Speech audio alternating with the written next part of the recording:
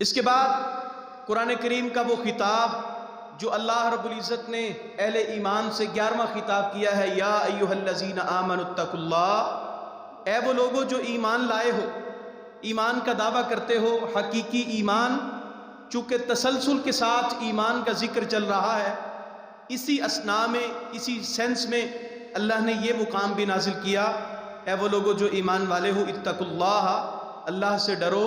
وذروا ما بقی من الربا، جو سود میں سے بقایا چیزیں رہ گئی ہیں، سود باقی بچ گیا ہے، اس سود کو چھوڑ دو۔ یعنی سود کا چھوڑنا یہ اللہ کے تقوی کے ساتھ متصل ہے، ملا ہوا ہے۔ انسان اگر متقی بننا چاہتا ہے تو اس کے لیے ضروری ہے کہ وہ انسان سود کی روش سے، سود کی ملاوٹ سے اور سود کے مال اموال سے بچ جائے۔ ان کنتم مؤمنین، دوسری اللہ رب العزت نے بلیغ انداز میں یہ نصیحت کی، ان کنتم مؤمنین، اگر مومن ہو تو سود کو چھوڑ دو۔ یعنی انسان کے اندر اللہ کا تقوی بھی اس صورت میں ہو سکتا ہے، انسان اگر متقی ہے تو وہ سود نہیں لے گا، سود نہیں دے گا، اگر وہ صاحب ایمان ہے تو پھر بھی سود نہیں لے گا۔ یعنی ایمان اور سود کسی ایک انسان میں ایک وقت میں جمع نہیں ہو سکتے۔ جو سود خور ہے، سود لیتا ہے، دیتا ہے، کسی طرح بھی اس میں معاملت کرتا ہے، یعنی اس میں ایمان اور سود ایک جگہ پہ جمع نہیں ہو سکتے۔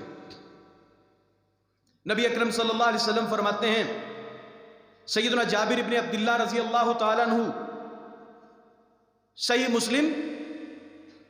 امام مسلم رحمۃ اللہ تعالیٰ نے اس حدیث کی وساطت سے ایک پورے باب کو قائم کیا۔ نبی علیہ السلام فرماتے ہیں، لعن رسول اللہ صلی اللہ علیہ وسلم، سیدنا جابر کہتے ہیں نبی اکرم صلی اللہ علیہ وسلم نے لعنت فرمائی کس بندے پر؟ من آکل الربا، جو سود کھاتا ہے اس پہ بھی اللہ کی لعنت، و موکلہ، اور جس کا سود کھایا گیا یا جس کے لیے کھایا گیا، وکاتبہ، اس سود کے سارے معاملے کی کتابت کرنے والا، وشاہدیہ، اور اس کے اوپر ایک سے زائد جتنے بھی گواہ بننے والے سارے کے سارے وہ گواہ جو اس کے اوپر گواہ بنتے ہیں، ان سب کے اوپر نبی اکرم صلی اللہ علیہ وسلم نے لعنت کے الفاظ ارشاد فرمائے۔ اب ہمیں یہ دیکھنا ہے لعنت کیا ہے؟ اللہ کی رحمت سے، اللہ کے فضل اور اس کے انعام سے دوری، اور ہدایت سے دوری۔ اللہ کی لعنت، رسول اللہ کی لعنت ہدایت سے دوری کا نام ہے۔ جس بندے کے بارے میں قرآن مجید میں یا حدیث نبوی شریف میں لعنت کے الفاظ وارد ہوں، وہ شخص ہدایت کے پہلو سے دور ہوتا ہے۔ نبی علیہ السلام فرماتے ہیں، اگر سود کے 70 حصے، سود کے 70 حصے بخیر دیے جائیں، اور ان 70 حصوں کا کمزور ترین آخری ترین جو 70واں حصہ ہے وہ کیا ہے؟ کہ انسان ایسا ہے کہ وہ اپنے جنم دینے والی ماں کے ساتھ وہ زنا کرے۔ نبی اکرم صلی اللہ علیہ وسلم فرماتے ہیں، ایک اور حدیث مسند امام احمد کی، سنن دارمی میں بھی ہے، نبی اکرم صلی اللہ علیہ وسلم فرماتے ہیں، ایک آدمی جو درہم کھاتا ہے، ایک درہم، اور وہ کھا رہا تھا، اس کو استعمال کر رہا تھا، اور اس کے علم میں تھا کہ یہ روپیہ پیسہ، یہ درہم دینار یہ سود کا ہے، تو نبی علیہ السلام فرماتے ہیں گویا ایسا ہے کہ 36 مرتبہ اس شخص کا زنا کرنا وہ ہلکا اور اہون گناہ ہے، اس کا سود کا 1 روپیہ درہم دینار استعمال کرنا اس سے بھی بڑا گناہ ہے۔ اللہ کہتے ہیں فَإِن لَّمْ تَفْعَلُوا، اور اگر ایسا نہیں کرو گے، سود کو نہیں چھوڑو گے، فَأْذَنُوا بِحَرْبٍ مِّنَ اللَّهِ وَرَسُولِهِ، تو تم گویا اعلان جنگ کر رہے ہو، بِحَرْبٍ مِّنَ اللَّهِ وَرَسُولِهِ۔ یہاں پہ قرآن کریم کا بلیغ انداز اگر ہم دیکھیں، لفظ حرب جس کا معنی جنگ ہے، اس کے نیچے اللہ تبارک و تعالیٰ نے 2 زیریں یعنی ڈبل تنوین فرمائی ہے، تنوین بِحَرْبٍ مِّنَ اللَّهِ وَرَسُولِهِ، اللہ اور اس کے رسول کے ساتھ جنگ۔ یہ وہ بندہ جنگ کر رہا ہے کہ جو سود کے عمل کو، سود کی تجارت کو، سود کے روپیے پیسے کو چھوڑتا نہیں ہے۔ اور اللہ کہتے ہیں وَإِن تُبْتُمْ، اور اگر تم توبہ کر لو، تم باز آ جاؤ، سود کو چھوڑ دو، لینا دینا ترک کر دو، فَلَكُمْ رُؤُوسُ أَمْوَالِكُمْ، جن لوگوں نے سود کے اوپر قرض دیا تھا، سود کے اوپر روپیہ پیسہ خرچ کیا تھا، انویسٹ کیا تھا، ان کی انویسٹمنٹ یعنی ان کا رأس المال، ان کی اصل رقم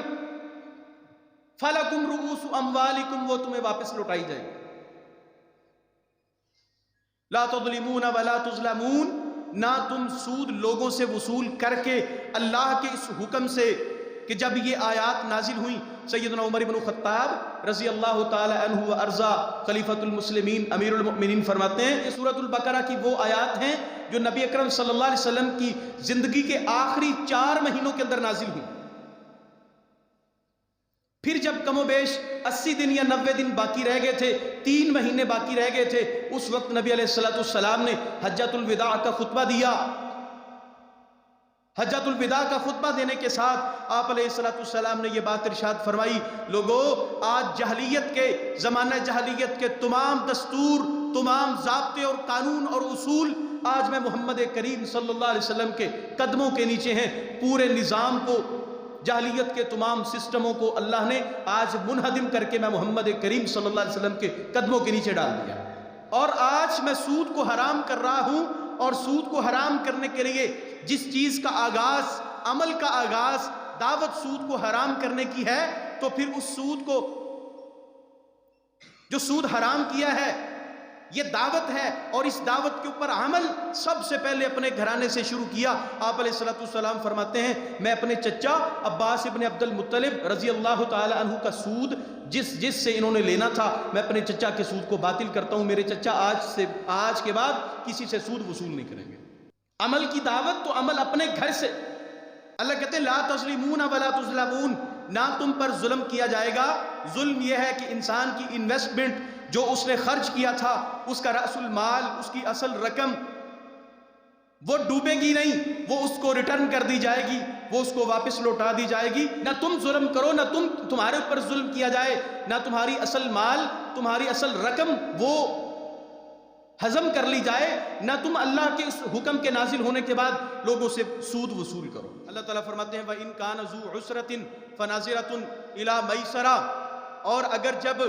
تم اللہ کے سامنے توبہ کرو اور اپنا سود لینا دینا بند کر دو، پھر جو تم نے مال خرچ کیا تھا، انویسٹمنٹ کی تھی، اب اس انویسٹ کیے ہوئے مال کا کیا ہے، اب یہ تمہیں واپس لوٹا دیا جائے گا. لیکن اگر واپس کرنے والا وَإِن كَانَ ذُو عُسْرَةٍ مقروض، اگر وہ تنگی کے اندر ہے،